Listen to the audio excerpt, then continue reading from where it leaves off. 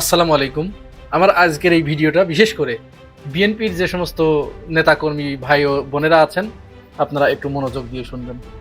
আমি আজকের ভিডিওটা অন্য একটা বিষয় নিয়ে তৈরি করার জন্য তথ্যপত্র সংগ্রহ করেছিলাম, কিন্তু দিন শেষে দেখলাম 4টি বিষয় আজকে এত গুরুত্বপূর্ণ, এই বিষয়টা আপনাদেরকে অবশ্যই অবহিত করা দরকার। আমি আমার ভিউ অফ পয়েন্ট থেকে যতটুকু বুঝেছি আপনাদের সাথে শেয়ার করার চেষ্টা করছি। আজকে সারাদিনে যে 4টি বিষয়ে সংবাদপত্রের শিরোনাম হয়েছে এবং প্রত্যেকটি বিষয় সমান গুরুত্বপূর্ণ। নাম্বার 1, বর্তমান স্বরাষ্ট্রমন্ত্রী সালাউদ্দিন আহমেদ তিনি বলেছেন, একটি ইঙ্গিত দিয়েছেন যে 5 আগস্টে সংগঠিত বিপ্লবের সময়ে যে পুলিশ স্থাপনা এবং পুলিশের উপরে যে হামলা হয়েছে, পুলিশ হত্যা করা হয়েছে এবং থানায় যে হামলা করা হয়েছে, এইটার বিচার করা হবে, এরকম একটা ইঙ্গিত তিনি দিয়েছেন। নাম্বার 2 হচ্ছে আন্তর্জাতিক অপরাধ ট্রাইব্যুনালের যে চিফ প্রসিকিউটর তিনি ঘোষণা দিয়েছেন যে তাজুল ইসলামের সময়ে যে মামলার রায়গুলো হয়েছে সেই মামলা পুনর্বিবেচনা করা হবে, রায় পুনর্বিবেচনা করা হবে, পুনর্বিশ্লেষণ করা হবে। নাম্বার 3 হচ্ছে জুলাই গণ অভ্যুত্থান অধ্যাদেশ বা আদেশ, এটি শুনানির জন্য আগামী 1 মার্চ দিন তারিখ ধার্য করা হয়েছে পুনরায়। আর নাম্বার 4 হচ্ছে পিলখানা দিবসে নতুন প্রধানমন্ত্রী তারেক রহমান পিলখানা পরিদর্শনে গিয়েছেন। পিলখানায় যে হত্যাকাণ্ড সংঘটিত হয়েছিল সেখানে শহীদ সেনা অফিসারদের কবর জিয়ারত করতে গিয়েছেন। সাথে করে তিনি নিয়ে গিয়েছেন বর্তমান রাষ্ট্রপতি শাহাবুদ্দিন চুপ্পুকে। এই যে 4টি বিষয় আমি আপনাদেরকে বললাম এবং শিরোনাম হলো, এই 4টি বিষয়ের গুরুত্ব কি আপনারা অনুধাবন করতে পারছেন? একটু চোখ বন্ধ করে বিশ্লেষণ করুন তো, একটু গবেষণা করুন তো। আমরা যদি প্রথমটা দিয়ে শুরু করি, যে সালাউদ্দিন আহমেদের যে বক্তব্য, যে ইঙ্গিত, অর্থাৎ তিনি জুলাই গণ অভ্যুত্থানে পুলিশদের এবং থানায় যে আক্রমণ হয়েছিল সেইটার তদন্ত করবেন এবং সেটার বিচার করবেন। মানে কি দাঁড়ালো? মানে জুলাই বিপ্লবীদের ফাঁসিতে চড়ানোর ইঙ্গিত তিনি দিলেন।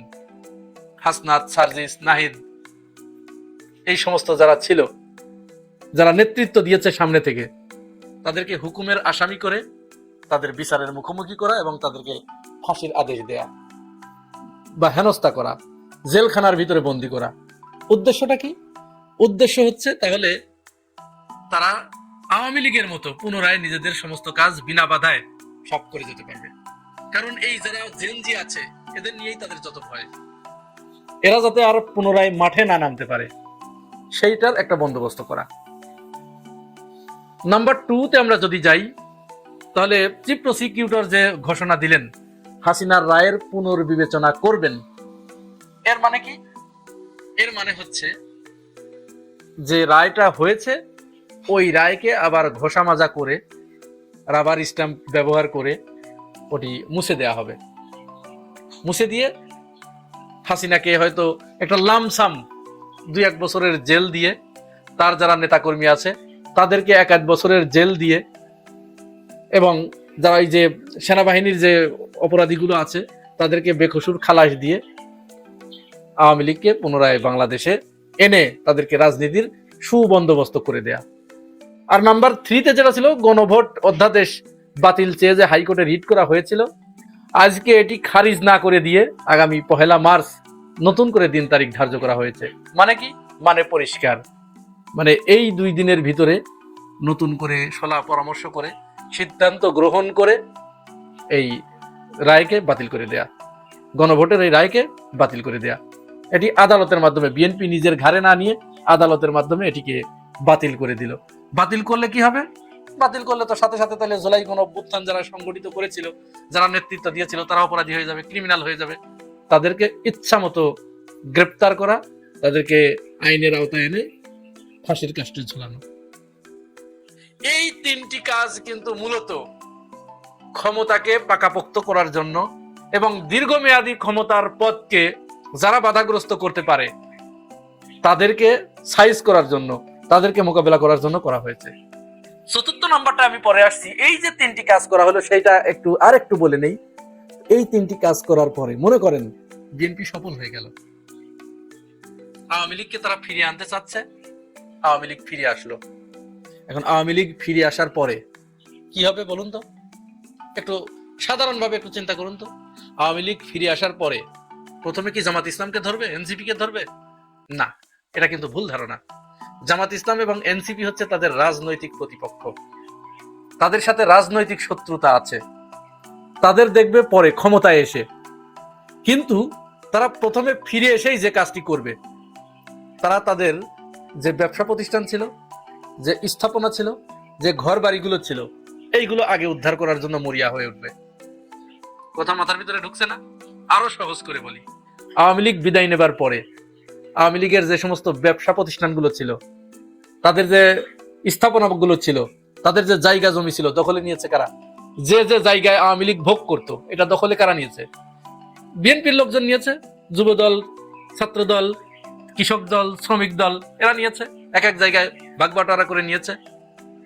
তো তাহলে খুব স্বাভাবিক ব্যাপার এটা যে তারা এসে আগে তাদের রুটি রুজির ব্যবস্থা তো আগে করতে হবে নাকি? মনে করেন কেউ আমাকে আমার বাড়ি থেকে তাড়িয়ে দিল, আমার প্রতিবেশী 4-5 জন মিলে। এখন আমি সুযোগ পেলাম, সুযোগ পেয়ে ফিরে আসলাম। ফিরে এসেই কি আমি আক্রমণ করব, নাকি আগে যারা আমার বাড়িতে বসে আছে সেই বাড়িতে গিয়ে আমি উঠবো? কোনটা? বাড়িতে গিয়ে যখন উঠবো তখন আমাকে বাধা দিতে আসবে, তখন সেখানে সংঘাত অনিবার্য হয়ে উঠবে। তো ঠিক এইরকম কাজটাই কিন্তু হবে। তারা এসে যারা যারা তাদের যে রেখে যাওয়া সম্পদ, ব্যবসা প্রতিষ্ঠান, স্থাপনা, বাড়িঘর যারা দখলে আছেন, তারা পিঠের চামড়া বাঁচানোর জন্য এখনই প্রস্তুতি নেন। কিভাবে বাঁচাবেন?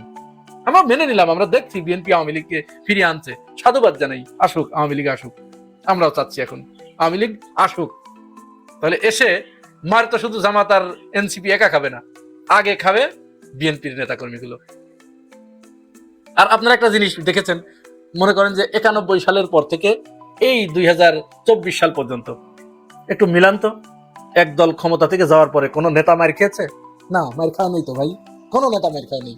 আওয়ামী লীগের সমস্ত নেতা কর্মীরা যেমন রাতের অন্ধকারে কর্মীদেরকে না জানিয়ে, শেখ হাসিনা তার কর্মী বাহিনীদেরকে কোনো কিছু না জানিয়ে তিনি একা একা পালিয়ে চলে গেছেন না? তারপরে আস্তে আস্তে সময় বুঝে তার অন্যান্য নেতারাও চলে গেছে, কর্মীগুলো এখন এখানে মার খাচ্ছে। এই কাণ্ডটাই ঘটবে। আওয়ামী লীগ যখন মার শুরু করবে বা প্রচন্ড একটা আন্দোলন হবে, তীব্র আন্দোলনের মুখে বিএনপি যখন সরকার কলাপস করবে, খসে পড়বে, তখন তো অন্যরা আর কেউ সহযোগিতা করবে না। কারণ এই যে গাদ্দারি, এই গাদ্দারির কারণে অন্য কেউ আর তখন সহযোগিতা করবে না। এটাই স্বাভাবিক, খুব স্বাভাবিক এটা। তখন কি হবে? নেতাগুলো সব চলে যাবে, কিন্তু রাতের অন্ধকারে সব পালিয়ে চলে যাবে। কারণ তারা এই যে বিএনপির যে সমস্ত ছোট ছোট নেতারা, আপনারা নেতা কর্মীরা 2-4 পয়সা চাঁদাবাজি করে দুর্নাম কামাচ্ছেন, তো এই 2-4 পয়সা চাঁদাবাজি করে তো আর আপনি বিদেশে সম্পদ করতে পারবেন না, বাড়ি গাড়ি কিনতে পারবেন না। এখানে চাঁদাবাজি হবে, লুটপাট হবে, নেতারা করবে। নেতারা এমন লুটপাট করবে যে তারা যদি বছরের পর বছর বেগমপাড়ায় গিয়ে থাকে, তারপরে কানাডা, অস্ট্রেলিয়া, এই সমস্ত দেশে যদি বছরের পর বছর থাকে, তাতেও তাদের কোনো অসুবিধা হবে না। কিন্তু আমার আপনার মতো যারা এই সুটকে পাতি নেতা আছি, তারা কিন্তু দেশ থেকে পালাতে পারবো না ভাই। যখন পারবো না তখন কি অবস্থাটা হবে এবার একটু চিন্তা করতে পেরেছেন? সব শেষে বলি যে বিএনপি তাহলে এই যে কাজগুলো কেন করছে? বিএনপি এই কাজগুলো করছে কারণ তারা ক্ষমতায় আসার আগে তাদেরকে এই প্রতিশ্রুতি দিতে হয়েছে। হ্যাঁ, এই প্রতিশ্রুতি তাদেরকে দিতে হয়েছে যে নির্বাচনের আগে আপনারা দেখেছেন বিএনপির সমস্ত নেতারা তারা প্রকাশ্যে ঘোষণা দিয়েছে যে তারা ক্ষমতায় আসলে আওয়ামী লীগের মামলাগুলো রহিত করবে, মামলাগুলো সব প্রত্যাহার করে নেবে। এই মর্মে রাতের অন্ধকারে তাদেরকে ডেকে এনে যে তোমরা আমাদেরকে ভোট দাও, তোমাদের দায়িত্ব আমরা নিচ্ছি। সেইটারই কিন্তু বহিঃপ্রকাশ ঘটলো আজকে নতুন চিফ প্রসিকিউটরের মুখে, এবং সেটাই হতে যাচ্ছে। তাহলে এটা তো তাদের নির্বাচনী অলিখিত প্রতিশ্রুতি, ওয়াদা। সেই ওয়াদা তাদের পালন করতে হবে না? এই ওয়াদাটা কোথায় করে এসেছে?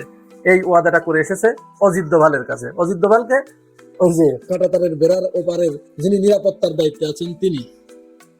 বিএনপি সরকার ক্ষমতায় আসার সাথে সাথে সে দেশের বাণিজ্য মন্ত্রী না এসে ব্যবসা বাণিজ্যের কথা তারা না পেরে সর্বপ্রথম তারা পেরেছে কি?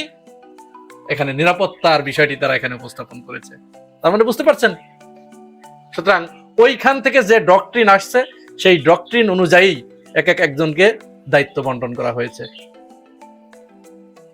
এবং তারাই শেখ হাসিনাকে ফিরিয়ে আনার এবং জুলাই যোদ্ধাদেরকে 24-এর গণ অভ্যুত্থানে অংশগ্রহণকারীদের সমূলে বিনাশ করার জন্য যা যা করা দরকার সেই প্ল্যান দিচ্ছে যে এই করো, আর ঠিক সেটিই করা হচ্ছে।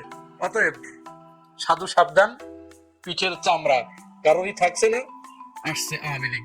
সর্বশেষ যে ঘটনাটার নিন্দা জানিয়ে শেষ করব, পিলখানায় প্রধানমন্ত্রী তারেক রহমান তিনি শহীদদের কবর জিয়ারত করতে গেছেন, সেখানে যাকে নিয়ে গিয়েছেন তার হাত দিয়ে এই পিলখানা সংগঠিত হয়েছিল। সে ছিল আওয়ামী লীগের একনিষ্ঠ খাদেম। পিলখানার এই হত্যাকাণ্ডের রায়, বিচার, তদন্ত সবকিছু বাধাগ্রস্ত করার জন্য এমন কোনো প্রচেষ্টা নাই যা এই রাষ্ট্রপতি করে নেই।